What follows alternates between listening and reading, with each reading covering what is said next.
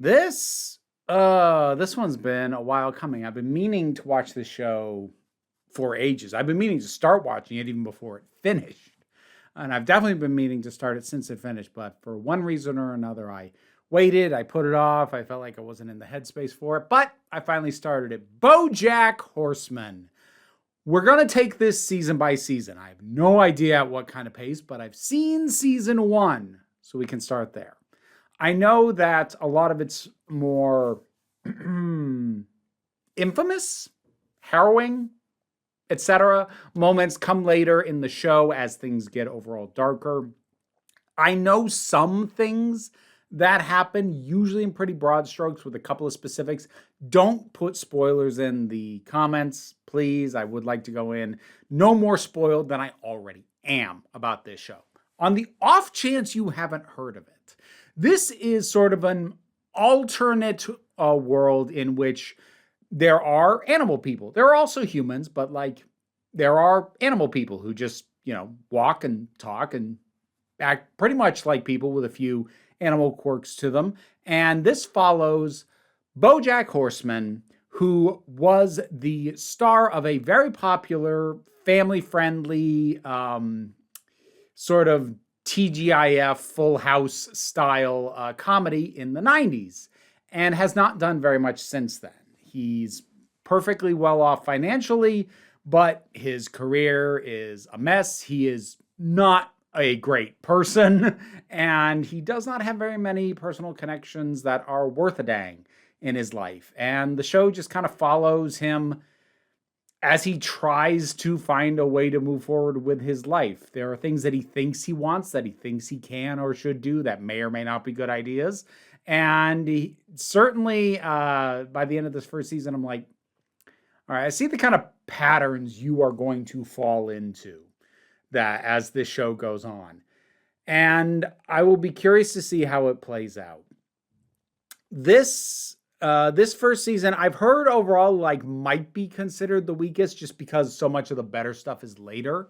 But it does sort of lay the groundwork. We get our major recurring characters, BoJack himself, his I hesitate to say housemate because housemate implies possibly paying rent or some of the bills. But there's Todd, who, God, this is going to be a dated comparison, who's kind of a Kato Kalin type who just isn't really famous, but he's at the peripheries of people who are famous, and he's just kind of around and doesn't really do much, but he's just kind of there.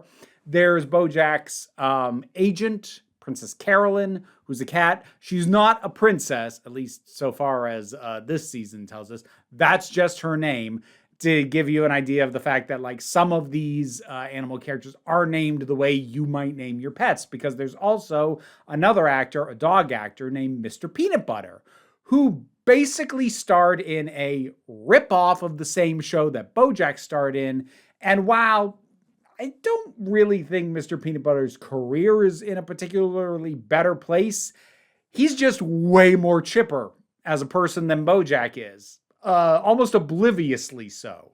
It seems like he would have to obtain a higher level of awareness of the world around him before he would ever start feeling down about anything going on. And BoJack kind of hates him. Mr. Peanut Butter thinks they are best friends or close to it. So that kind of gives you an idea of where that's at right there. And then there's Diane, who is just a human. So's Todd, for the record. And Diane is being brought in to ghostwrite BoJack's memoir. Now, there's a lot of stuff writing on this memoir. BoJack is hoping it'll get him back in the good graces of the general populace and maybe put him in a position to start getting decent work again. There's also the the publishing house, Penguin Publishing, naturally. I think it's Pinky Penguin, voiced by Patton Oswalt, who voices a number of characters, some recurring, some one-offs, because he also voiced Neil McBeal, the Navy SEAL, in the second episode. So he seems to be around. And some other recognizable voices. J.K. Simmons is doing a few characters like Lenny Turtletaub, who's a tortoise and also a producer. I cannot remember at the moment the name of the whale news anchor he also voices. But it's got a pretty stacked cast for that. And Will Arnett is BoJack, and Amy Sedaris is Princess. Carolyn Paul F. Tompkins is Mr. Peanut Butter. Aaron Paul is Todd. We've got Allison Brie as Diane. So it's a pretty stacked cast. And also, not all of them, but a decent number of these celebrities who appear are also voiced by themselves. Not all of them. There's a recurrent thing with Andrew Garfield, and they definitely didn't get him for that. And in other cases, they just make it clear this is not actually supposed to be that person, because there's a recurrent sort of interviewer who is literally appears to just be named a Ryan Seacrest type.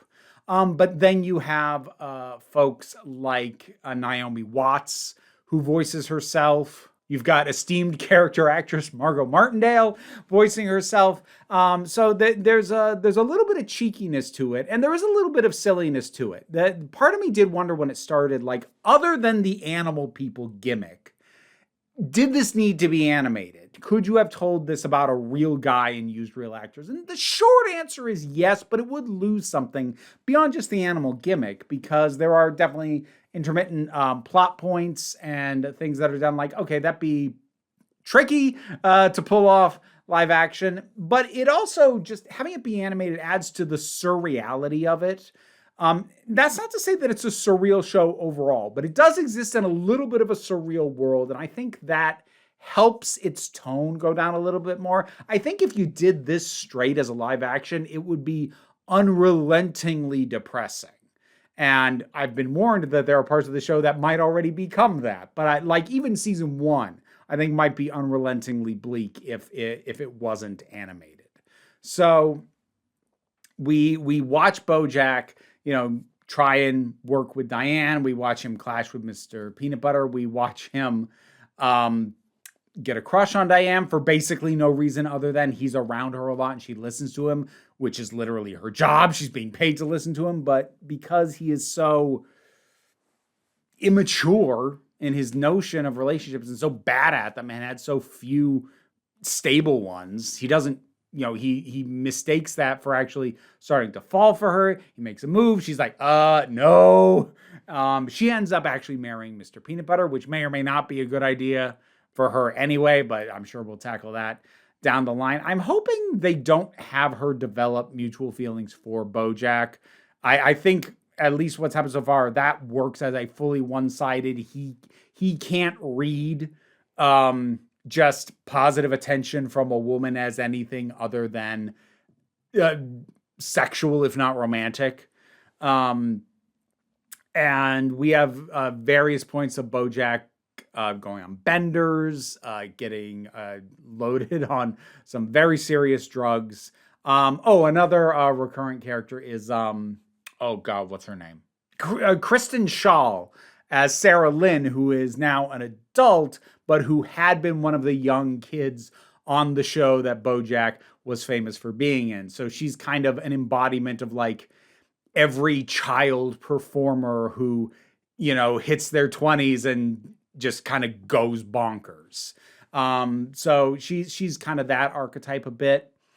It's solid. I'd say in the first season, while the whole show's good, I don't think any of the episodes are bad. There are 2 standout episodes to me. The first, and I'm just gonna kind of highlight those just because, what am I gonna do? Recite the full plot of the season?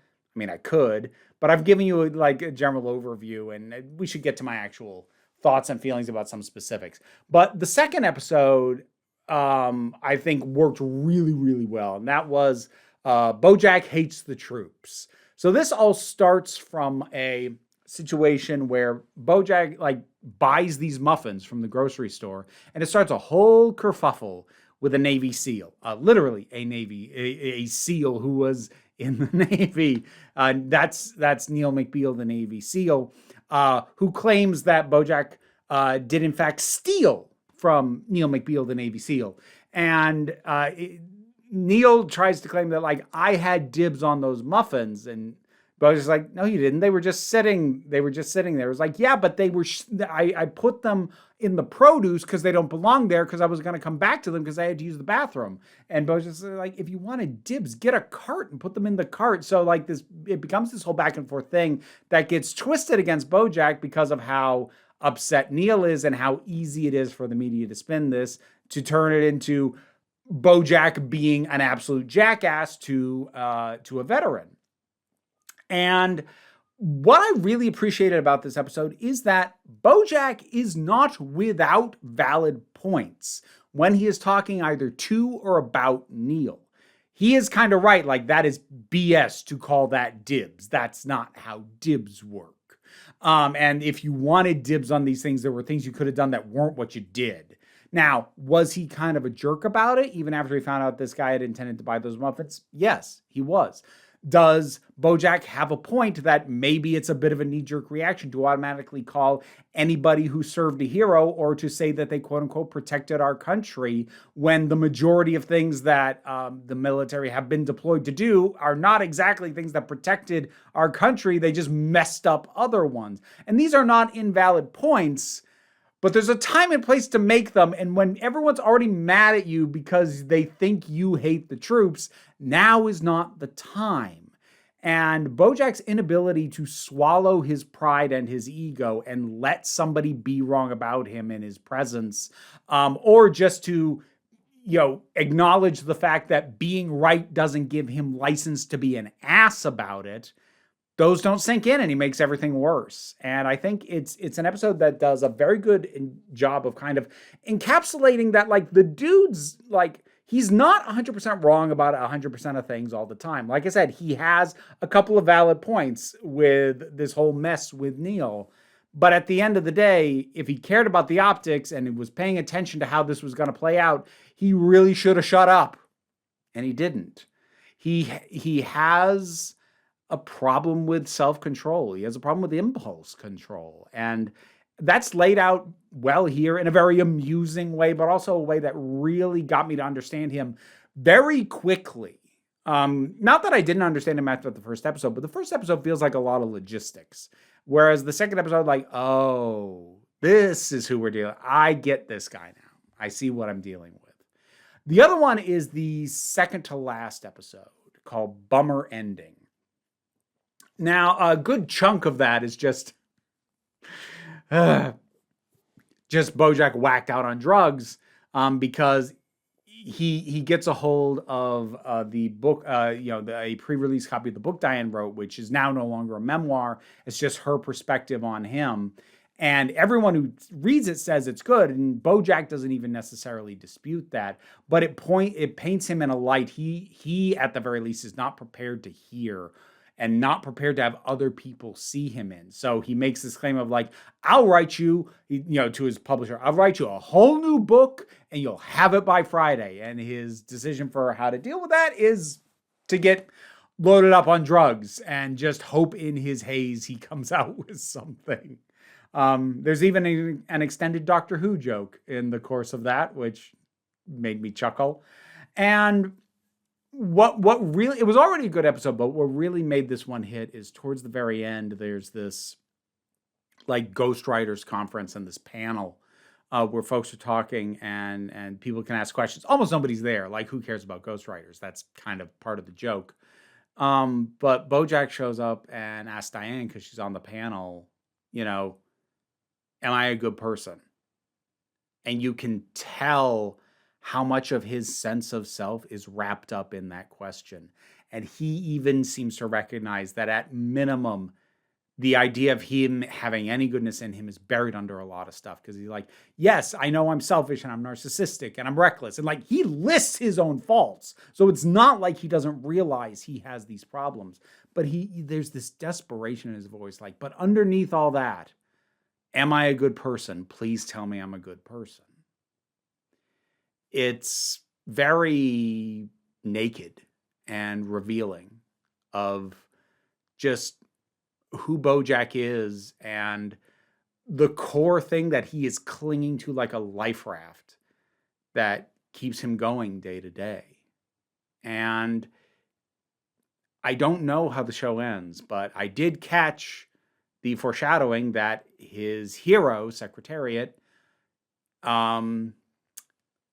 left life on his own terms and in his own time, rather than going out from old age. And seeing BoJack get so hung up on, this question, am I a good person? You really get the sense that the hope that maybe he is, under everything wrong that he does, might be the one thing that's keeping him here.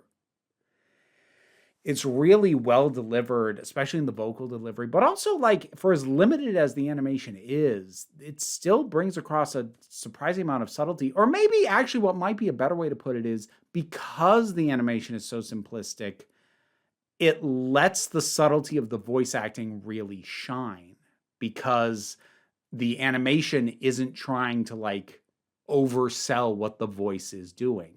So I actually think kind of the low-key nature of the animation helps, especially with moments like that.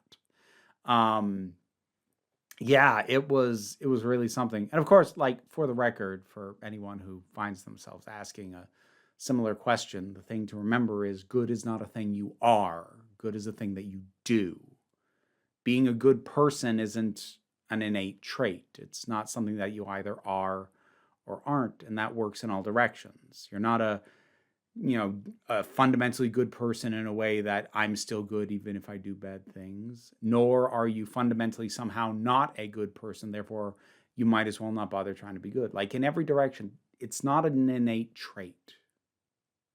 Goodness is a thing you do. It's a thing you practice. It's a thing that you work at, and you can tell that somebody like BoJack has not tried to do good in a very, very long time. And part of him seems to realize that. And I'll be real curious to see where it goes from here, because the end of the season has him booking his dream gig and getting to play Secretariat in a movie. So we'll see where that goes from here. The book is out, so that kind of arc of things appears to be done. And we'll see what happens. Oh, one other thing I'll just mention, on the off chance that you haven't seen the show, but you're watching my review regardless, just because you like hearing me talk. Thank you. I appreciate that.